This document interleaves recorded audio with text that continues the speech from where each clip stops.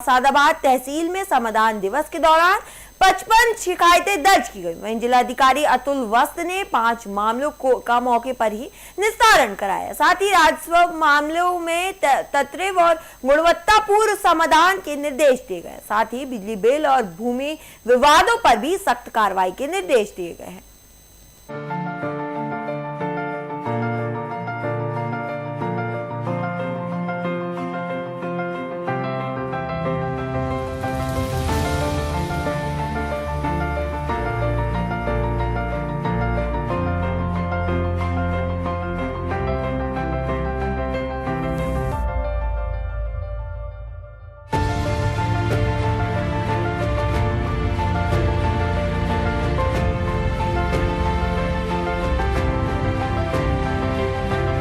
Sir, आज समाधान दिवस में आप कितनी शिकायतें आई, कितनी शिकायतों का निस्तारण हुआ? साथ में सर, आप दोनों लोग साथ में आए सर, ये क्या कारण है सर? पहले मैं बताया था आपको कि आज हम लोग साथ में इसलिए आए हैं कि हम लोग माननीय प्रधानमंत्री जी और माननीय मुख्यमंत्री जी द्वारा जो आह्वान किया गया है कि हमें फ्यूल को सेव करना है, उसी आह्वान के क्रम में उसको लोगों तक कन्वे करने के लिए हम लोगों ने अपने घर से शुरुआत की है। पहले तो आज हम दोनों एक साथ इसलिए आए हैं कि एक ही जगह एक ही स्थान पर हमें जाना था, तो एक दूसरे के साथ हम लोगों ने कारपूलिंग कर ली।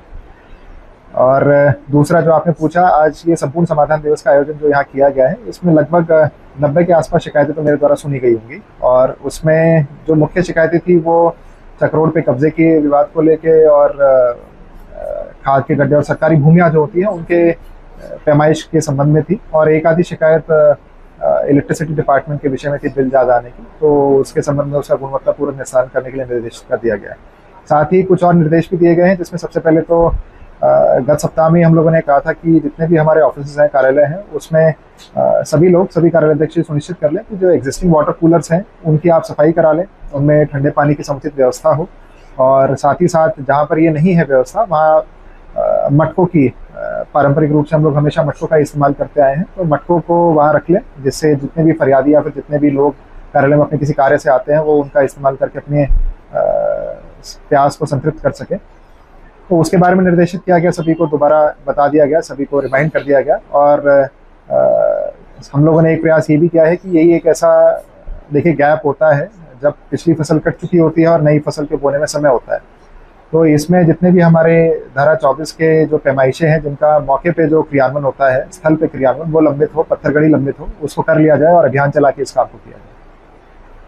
सर एक बार ये जल जीवन मिशन के तहत लोगों के घर पानी नहीं पहुंचा है सर, आप पानी की बार बात कर रहे हैं, वो कब तक सर मिल पाएगा? ये मेरे को नगरीय क्षेत्र से मुझे 2-3 शिकायतें प्राप्त हुई थी इसकी। वो बेसिकली उनका अभी काम चल रहा है, तो मैंने कहा है कि इसको जितना जल्दी हो सके उतना जल्दी इस कार्य को समाप्त कराएं। और कुछ ये भी शिकायतें आई थी कि साहब इन्होंने जो पाइपलाइन डाली है उसके बाद फिर उस रोड का निर्माण नहीं किया दोबारा, तो इसके बारे में मैंने बोल दिया कि जितना जल्दी हो सके इसको करें। जो पिन पॉइंटेड शिकायतें थी उनका उच्चाधिकारियों से हम लोग निरीक्षण करा के और उनके पर्यवेक्षण में इस काम को करा रहे हैं। सर एक लास्ट सवाल सर, अपना ये ग्रीन फील्ड एक्सप्रेसवे बन रहा है सर, इसमें कुछ ठेकेदार द्वारा, कुछ लोगों द्वारा अवैध खनन भी किया जा रहा है सर, ये कैसे चिन्हित होगा कि ये सर सड़क निर्माण के लिए हो जाए या फिर किसी पर्सनल किसी कार्य के लिए?